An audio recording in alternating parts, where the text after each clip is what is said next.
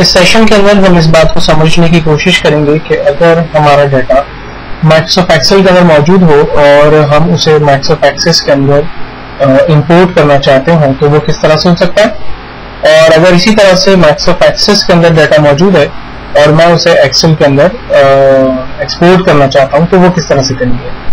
तो ऐसा करने के लिए पहले मैं एक्सेल की एक फाइल ओपन कर लेता हूं और आपको एक डमी फाइल यहाँ पर जो मैंने क्रिएट की हुई है वो डमी फाइल बेसिकली मैं माइक्रोसॉफ्ट एक्सेस के अंदर इंपोर्ट करना चाहता हूँ।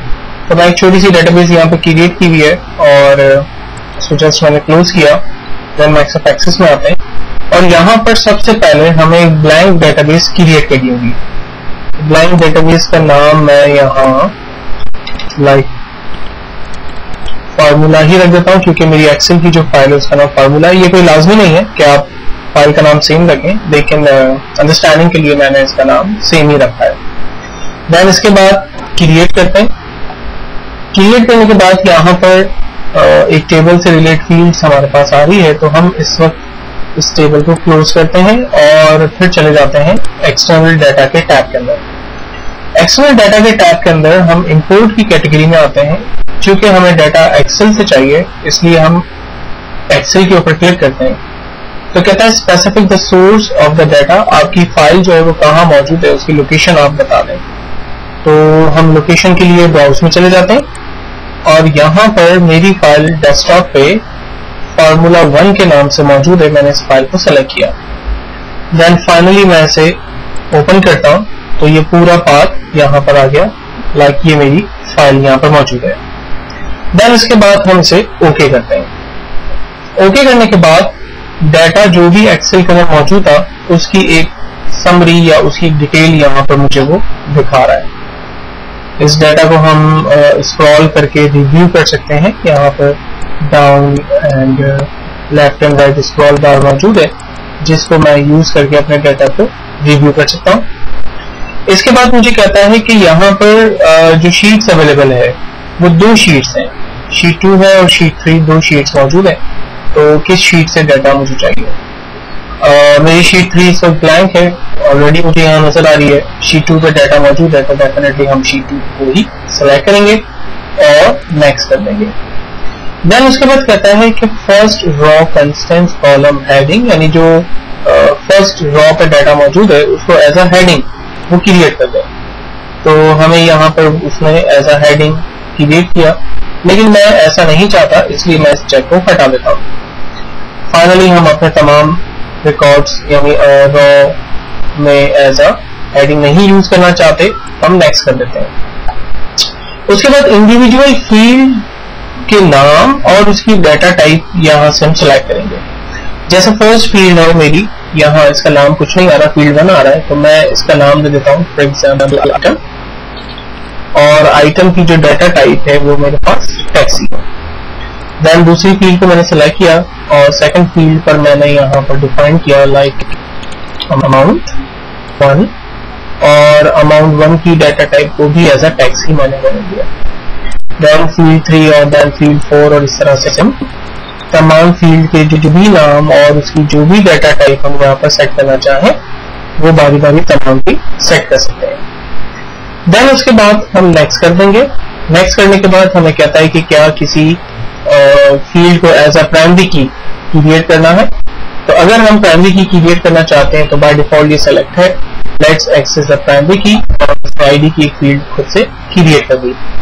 अगर हम अपनी मर्जी से प्राइमरी की फील्ड डिफाइन करना चाहते हैं तो यहाँ पर अवेलेबल फील्ड में से जिस भी फील्ड को प्राइमरी की बनाना चाहते हैं वो हम सेलेक्ट करेंगे, और अगर नहीं बनाना चाहते तो नो प्राइमरी की को हम सिलेक्ट करेंगे। इस वक्त मैं कोई प्राइमरी की नहीं बनाना चाहता इसलिए मैंने यहाँ पर नो प्राइमरी की डिफाइन किया और देन उसके बाद नेक्स्ट कर देता हूँ। इसके बाद कहता है कि मैं शीट 2 से बेसिकली डाटा को इंपोर्ट करने जा रहा हूँ, तो हम कहते हैं ठीक है, और फाइनली हम इसे फिनिश कर देते हैं। फिनिश करने के बाद हमसे कहता है कि क्या इंपोर्ट के स्टेप्स को सेव करना है।